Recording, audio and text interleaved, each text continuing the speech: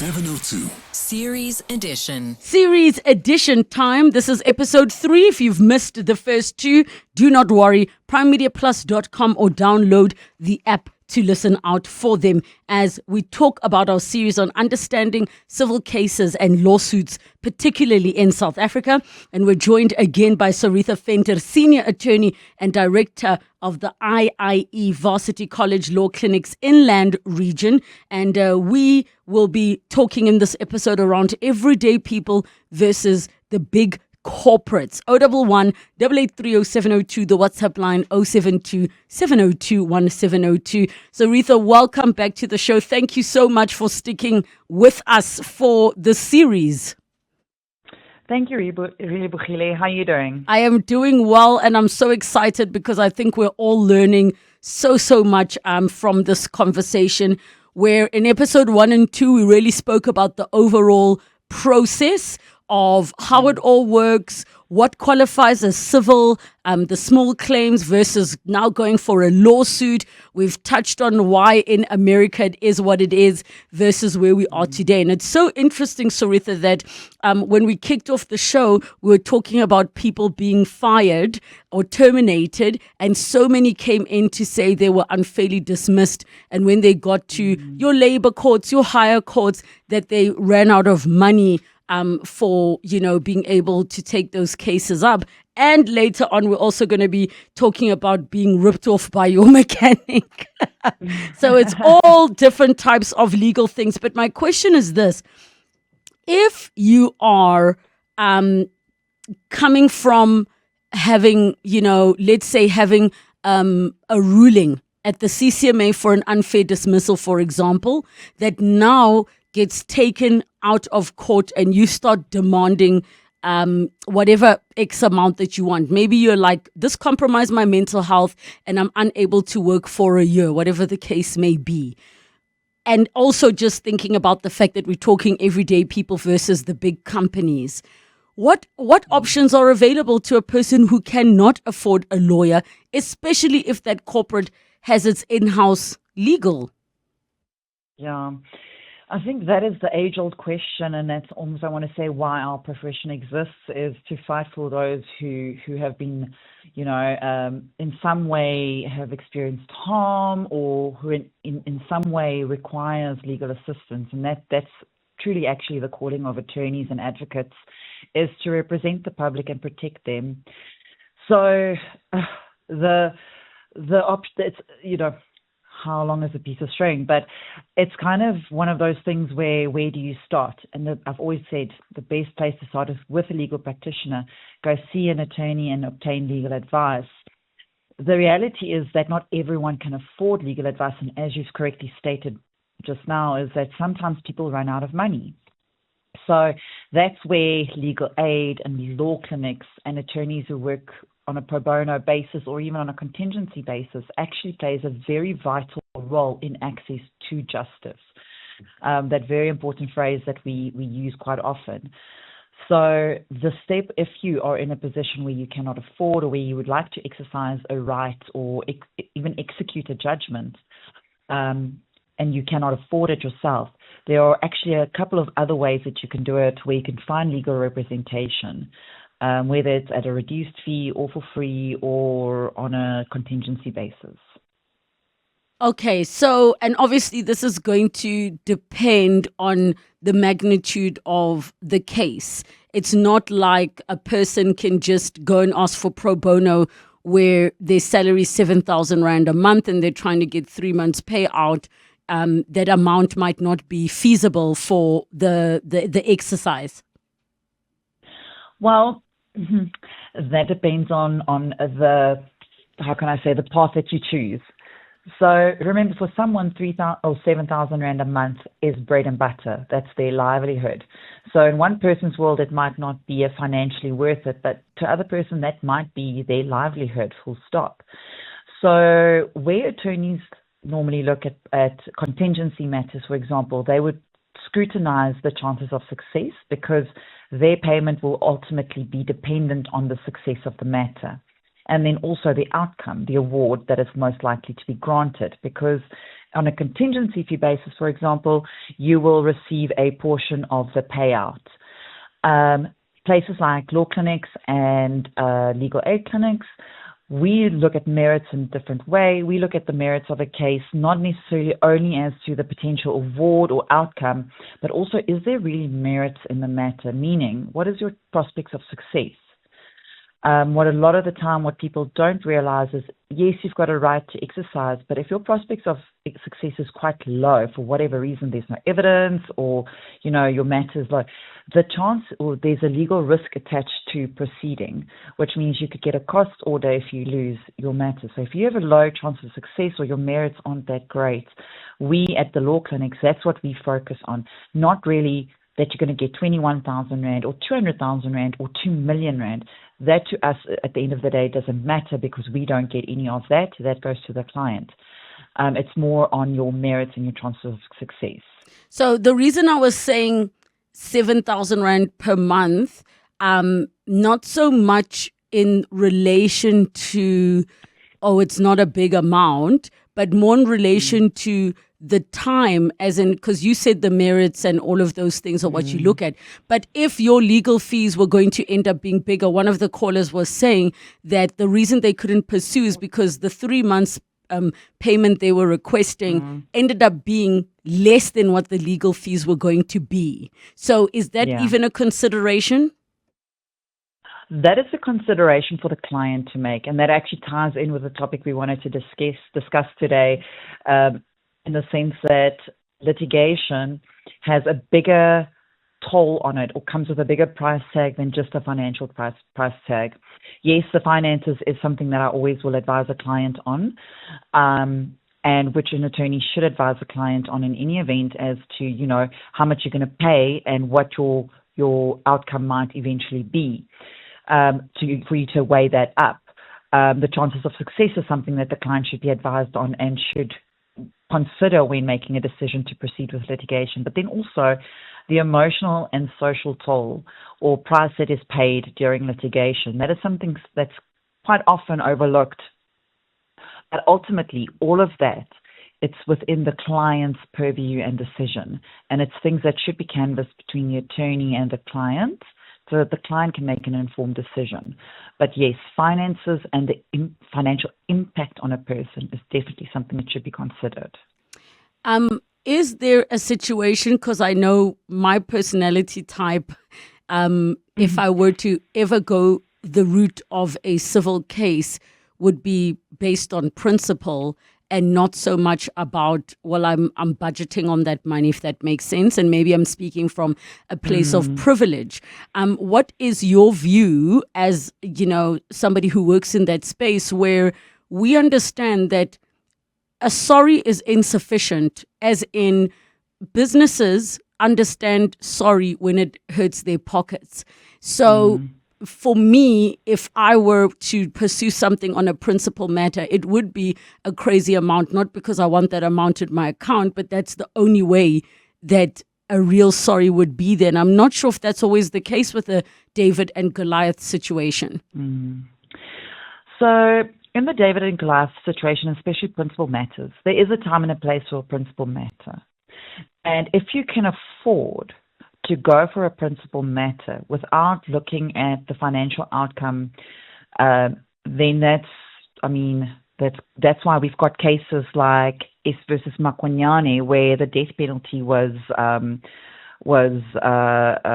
declared unconstitutional. Right? That was a big win. If Mr. Makwanyane didn't take it on, or if his legal representatives didn't take it on, we would have potentially still have the death penalty. I'm sure hopefully another case would have come along.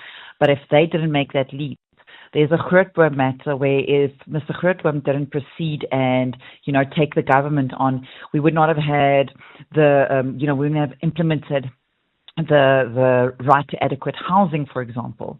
There are so many cases where principal matter was fought, but I can assure you that those aren't financial cheap cases. So it's almost something that if you're going to do a principal litigation matter where you're going to go and fight for a principle of a matter, then financial gain should probably not be the thing that's pushing it.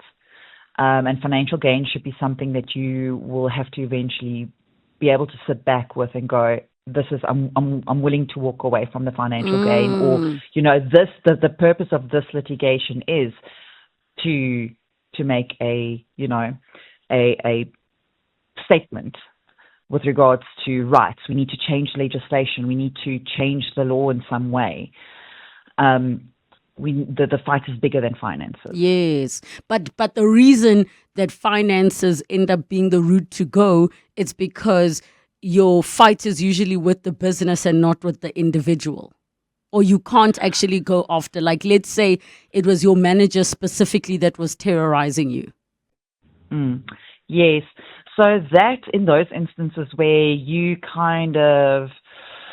where the perception is created that you're going to walk away with a big bank account and this person's going to be very sorry because, the corporation, something happened at work, and now you feel aggrieved and you are going to sue them for a big amount because one of the employees, the vicarious liability argument. I'm not saying it never happens, but experience has taught me that this is the exception to the rule. That in that instance, I would normally advise against litigation because the time and the effort and the money that's going to go into that litigation, with the chances of success depending on the facts, obviously, may likely exceed your chances of success, if that makes sense. The amount of what you're going to have to give up is going to outweigh the ultimate win, if you win. Yes. Before I ask the next question, I want to open up the lines. 011 883 702 in the WhatsApp line, 072 702 and 702. Cynthia in Rudaport, go ahead. Hi, and hi to your guest, and hi, Relebogile. Thank you very much for very important guests that you bring on timelessly. Thank you very much. I have a question. 12 years ago, I suffered a stroke at work on the highway, and it was the most terrifying experience. And I had hoped that my company would have put me on medical leave, and they didn't. They offered me a settlement of some sort. And hey ho, I'm still here and I'm alive, and yet I was told that I would have another stroke. You know how they tell you that if you have a stroke, the likelihood of another stroke is in the next 90 days or 90 months. I don't know what it was at the time, but it was a very harrowing experience for me. And I had children under my care, and I'm a single mother, and I was really terrified, and I never had any good advice. And looking at the amount now, I want to question it, but I don't want to litigate. I want to ask the company in a nice way. Is it possible that the person can ask in a nice way, please really look at the settlement that you gave me just to make sure that it is correct? Because the company I used to work for was an excellent example of how companies should act. But I think they gave me wrong advice. They said, if you go and claim for or medical or whatever the medical term is, they said the lawyers normally tie these kinds of things up very long, and you're not likely to get compensation. Can I just ask you a question, Cynthia? Can I just ask you a question? Because I understand what you're trying to say. Whenever lawyers enter the picture, it feels like you're at war. But realistically, right, what would the incentive be for a company to say, oh, yes, let's relook and give you money? I don't know. There's no incentive except for their morals and their principles, and it's a principled company. I'm just asking them to relook at it. So the reason I'm asking you this question is because, remember, Soretha will be able to advise from a legal perspective. And I think it was episode 1 where we spoke about the fact that if you are going to ask a company to do something, right? If, let's say, you say, you must relook the figure you paid me, and they just don't respond, right? What then? Because if now you want to... I would let it go. You would let it go. I wouldn't fight for it. I just thought, is it doable? Is it something that's doable so many years afterwards? Okay, so I hear you. Soretha, maybe give your legal opinion, because For me, it's not yet in your jurisdiction if Cynthia is not interested in a lawyer submitting it. From my view, just from a basic understanding of how the world works, I cannot imagine a CFO in any company saying, give this person the money when they agreed. I'm assuming with the settlement, there was an agreement signed of sorts. Yes. Good day, Cynthia. How are you doing? Oh, Cynthia has dropped off, yes, but you can continue. Yes.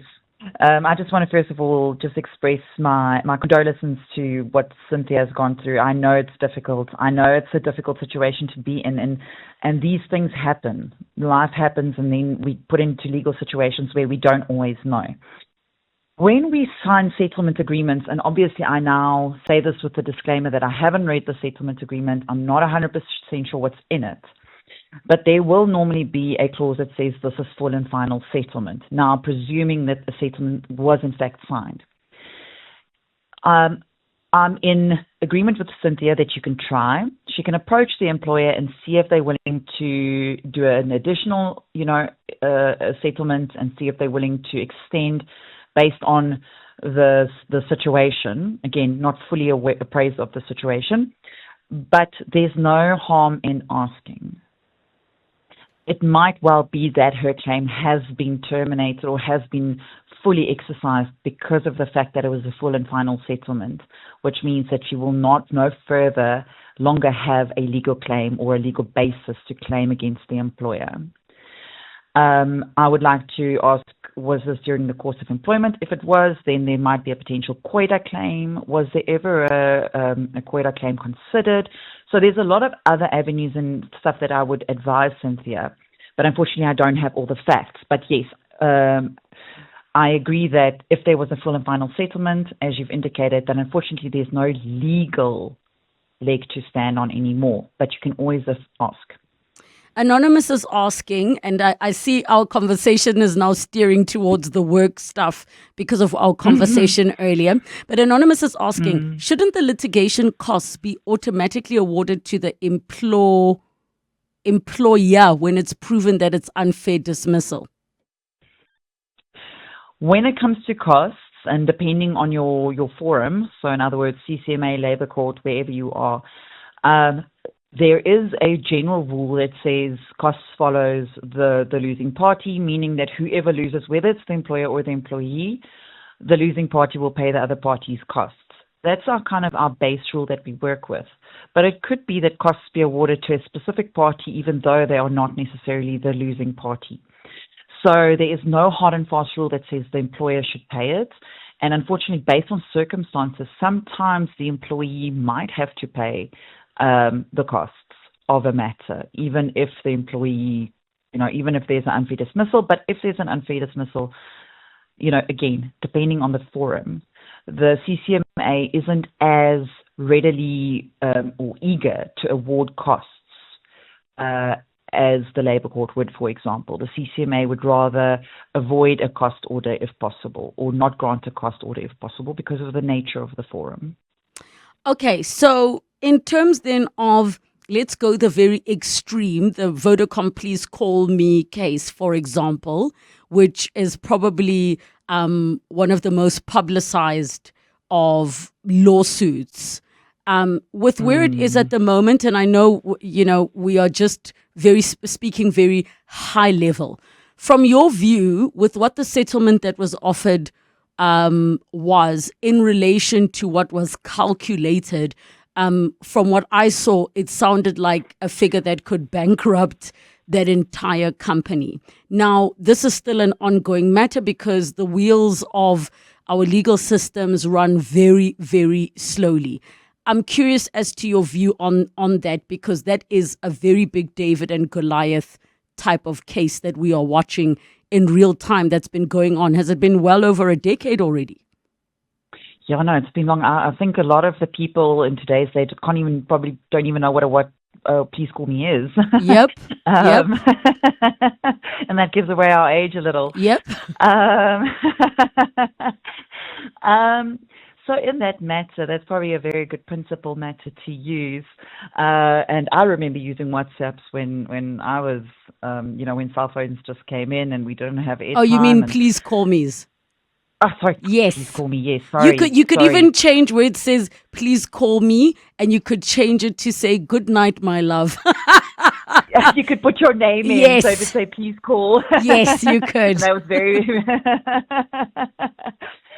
So the order that was granted, as far as I understand, and please don't quote me on this 100%, but the order that was granted was in respect to a total percentage of the total revenue that Yes. was made on that service, something like between 5 and 7.5% of the total revenue that was generated from the service, from the Please Call Me service, which is, like you say, quite a substantial amount. So in that matter, if I was the attorney of record with the offers that have been made to so far, the question is, where do you settle? This matter can go on for years and years and years. What is going to be enough for you as the client? I think it was Mabotja, if I'm not mistaken. Mabotja, who's the claimant in the matter, or the plaintiff in the initial matter. I believe there's been demands up to 9.4 billion rand. How much is enough? How much is, what if the next matter is taken on appeal and you run again a risk? I believe the next step is constitutional court, which is the last court of the highest court in the land, so after the constitutional court. What is the risk that you're going to take along with it, and how long can you continue this fight? When do you draw the line and go, okay, 9 billion is enough, or 80 million is enough? Can I give my 2 cents, Soretha, before you wrap up? So, because I think what you're asking becomes the question that anybody that finds themselves in a David Goliath situation would be confronted with. If at some point the Goliath in the situation says, this is what we're offering you, the attorney or the lawyer will say, well, are you willing to wait another 2 years to get anything? Or you're willing to take this? In the case of Mr. Mabotja, there's a part of me which feels like if that were me, I would want to go out guns blazing. Like, we've been waiting for what, 15 years? Let's take it all the way, right? Because we're here now. And and for me, but at the same time, like you say, from a legal perspective, you might look back and maybe even the lawyers working on the case, what was the word that you used, that they are basically committing to give their time to get a percentage of the... Yes. So let's say the lawyers then also say, listen, I'm about to retire. I need my monies now. They would advise similarly to what you are, which is, when is it enough? But I almost feel like a case like that has gone past it being about the money. It's become about the principle. And that's the point. So if the money is the principle, then obviously the next step is constitutional court. If the principle was winning, being able to say that the court agreed with us, we are right, Vodacom owes us money, it's irrespective of the amount, but the principle is that a big giant can't steal intellectual property, for example, and if they do, they will be reprimanded, then the principle has been met. Then we have proven the principle, haven't we? But then, then obviously then it's not about the money. That's about the actual true principle, not allowing Goliath to step on the small man. I got you. And definitely no shade to Vodacom, no shade to Mr. Mabotja. We're just using this case as an example. So please ignore the rough estimates and figures. Please do not quote us. We're just using this as a very public case as an example of a David and Goliath situation. Soretha, I'm so late for the news, but we are definitely going to get you back next week as we wrap up our series in this a particular conversation around lawsuits and civil cases. For all of the questions that are coming through, we will move them into the next one. It's just after 2:30. Spend your afternoon with Relebogile Mabotja on 702. Let's walk the talk.